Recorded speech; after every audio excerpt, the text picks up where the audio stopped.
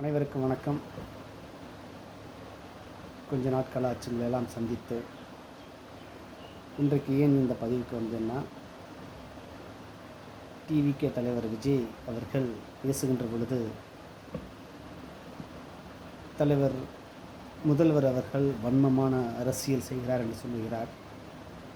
நான் கேட்கிறேன், வன்மமான அரசியல், ஒரு அரக்கனை போல அரசியல் செய்வது விஜய் அவர்கள் என்பதை மறந்துவிடக்கூடாது.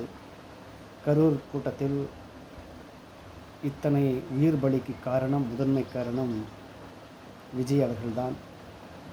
7 மணி நேரம் லேட்டாக வந்ததும் இல்லாமல் அந்த அடைமோதுகின்ற கூட்டத்திற்கு ஏறத்தாழ 8 மணி நேரம் 9 மணி நேரம், ஏன் 10 மணி நேரம் கூட அங்கு காத்திருக்கிறார்கள் தொண்டர்கள்.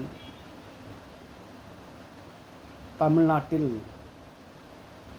இருக்கின்ற அத்தனை மாவட்டத்தில் இருக்கின்ற மாவட்ட செயலாளர்கள் மற்றும் நிர்வாகிகள் அங்கு வருகை தந்திருக்கிறார்கள்.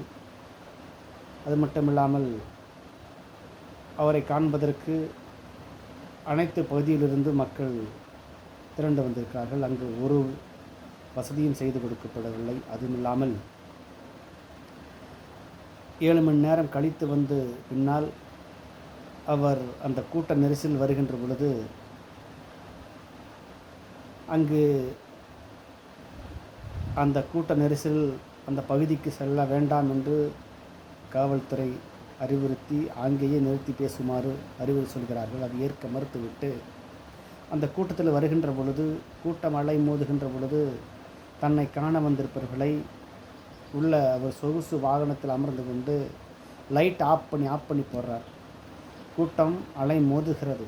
இது எப்படி தோணுதுன்னா, காட்டில் இருக்க மிருகங்கள் எல்லாம் சிங்கம், புலி, சிறுத்தை எல்லாம் என்ன பண்ணும்னா, ஒரு மான்குட்டி பிடிச்சிட்டு வந்து தன்னுடைய குட்டிகளுக்கு வேட்டையாட கற்றுக் கொடுக்கு. அது மாதிரி அந்த மான்குட்டியே இந்த குட்டிகள் சித்திரவதை செய்கிறத அந்த மிருகங்கள் பார்த்துட்டு சந்தோஷப்படும்.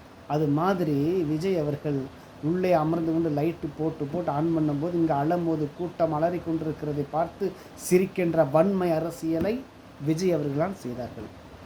அந்த 41 பேர் பலி கொண்டதற்கு பொறுப்பேற்க வேண்டிய ஒரே ஆள் விஜய் தான் என்பதை அந்த வன்மத்தின் உச்சி இருக்கின்ற ஒரு அரக்கனை போல செயல்படுகின்ற விஜய் அவர்களுக்கு நான் சொல்லிக் கொள்கின்றது இதுதான்.